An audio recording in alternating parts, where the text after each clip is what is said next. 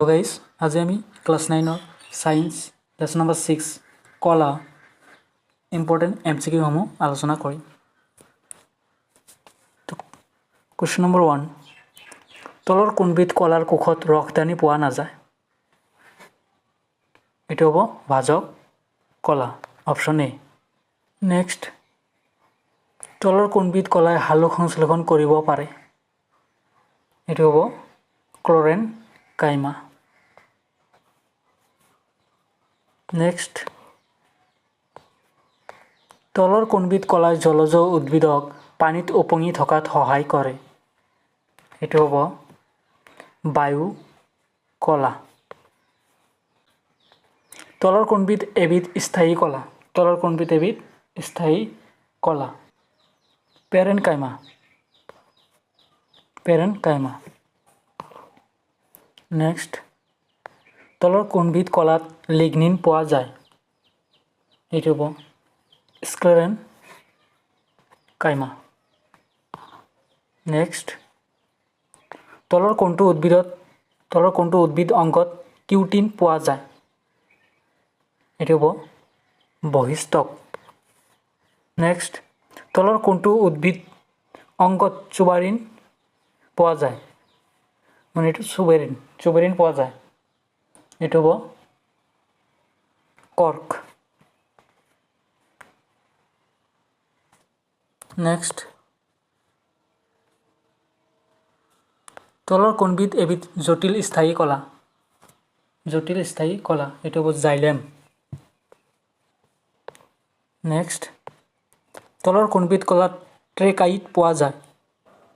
ট্ৰেকাইট পোৱা যায়, এইটো হ'ব জাইলেম। নেক্সট, তলৰ কোনবিধ কলাত সংগী কোষ পোৱা যায়? সংগী কোষ পোৱা যায়, এইটো হ'ব ফ্লোয়েম। নেক্সট, তলৰ কোনবিধ কলা উদ্ভিদ দেহত পানী আৰু খনিজ লৱণৰ পৰিবহণৰ লগত জড়িত? তলৰ কোনবিধ কলা উদ্ভিদ দেহত পানী আৰু খনিজ লৱণৰ পৰিবহণৰ লগত জড়িত? এইটো হৈছে জাইলেম।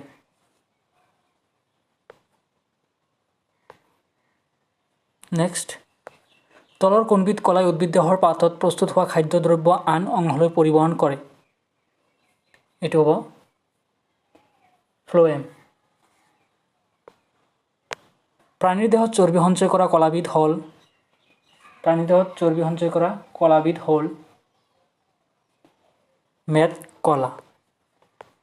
নেক্সট, তাপৰোধী হিচাপে কাম কৰা প্ৰাণী দেহৰ সংযোগ কলাবিধ হ'ল মেদ কলা। নেক্সট, দুডাল অস্থিক পৰস্পৰৰ লগত সংযোগ কৰা কলাবিধ হ'ল লিগামেণ্ট। নেক্সট, অস্থিৰ লগত পেশীক সংযোগ কৰা সংযোগ কলাবিধ হ'ল টেণ্ডন। নেক্সট, তলৰ কোনবিধ কলাই উদ্দীপনা গ্ৰহণ আৰু সঞ্চাৰণ কৰিব পাৰে? স্নায়ু কলা, এইটো হ'ব স্নায়ু কলা।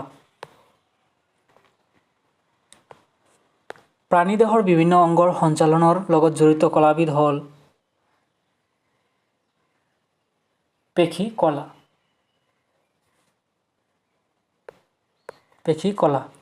ডেছ কলাৰ ভাজক কলা আৰু স্থায়ী কলা হিচাপে শ্ৰেণী বিভাজন কৰিব পৰা নাযায়।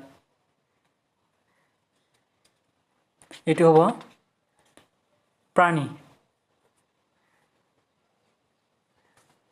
নেক্সট, উদ্ভিদ দেহত পোৱা জটিল কলা দুবিধ হ'ল ডেছ আৰু ডেছ, জাইলেম আৰু ফ্লোয়েম।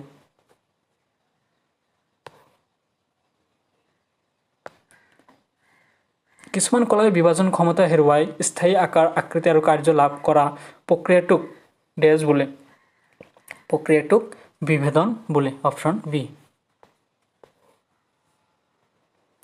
ডেছ কলাৰ কোষৰ কোষবেৰত লিগনিন নামৰ ৰাসায়নিক পদাৰ্থবিধ পোৱা যায় এটো হ'ব স্ক্লেৰেনকাইমা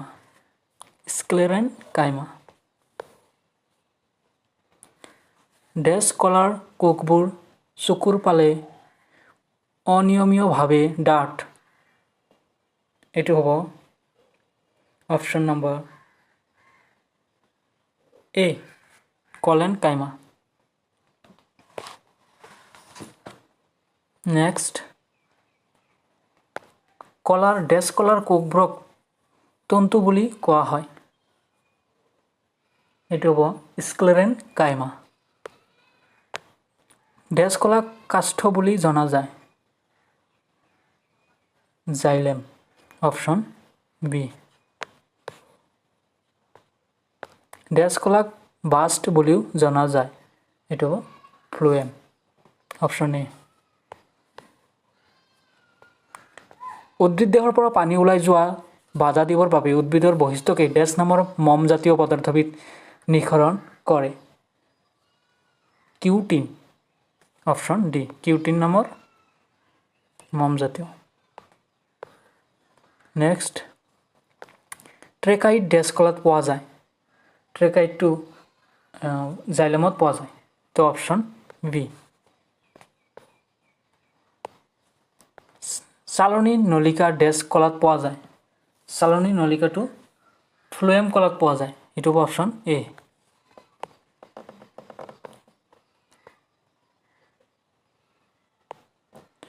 নেক্সট ঘনক আকৃতিৰ কোষেৰে গঠিত আচ্ছাদক কলাক ডেছ বোলা হয় ঘনকাকাৰ আচ্ছাদক কলা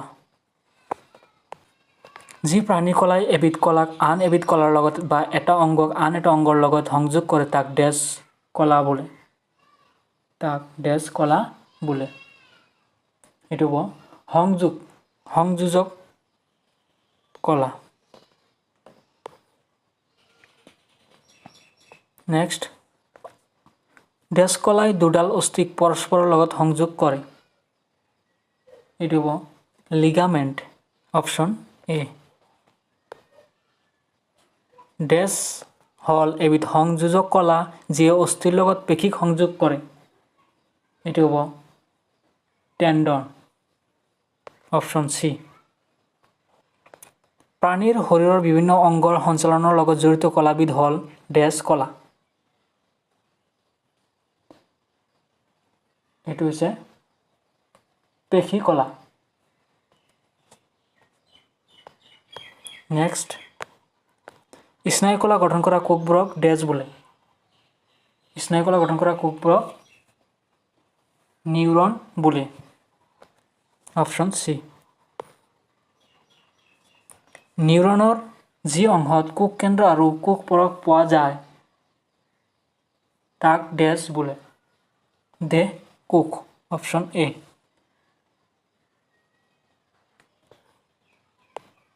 নেক্সট ডেছ হল নিউৰনৰ দেহ কোষৰ পৰা ওলোৱা আটাইতকৈ দীঘল স্নায়ু প্ৰবৰ্ধক এটো হৈছে এক্সন হৈছে নিউৰনৰ দেহ কোষৰ পৰা ওলোৱা আটাইতকৈ দীঘল স্নায়ু প্ৰবৰ্ধক তো এইখিনি আছিল আজি ভিডিঅ' যদি ভিডিঅ'টো ভাল লাগিছে তেন্তে ভিডিঅ'টো বন্ধু বান্ধৱৰ মাজত শ্বেয়াৰ কৰি দিবা আৰু চেনেলটো সাবস্ক্ৰাইব কৰি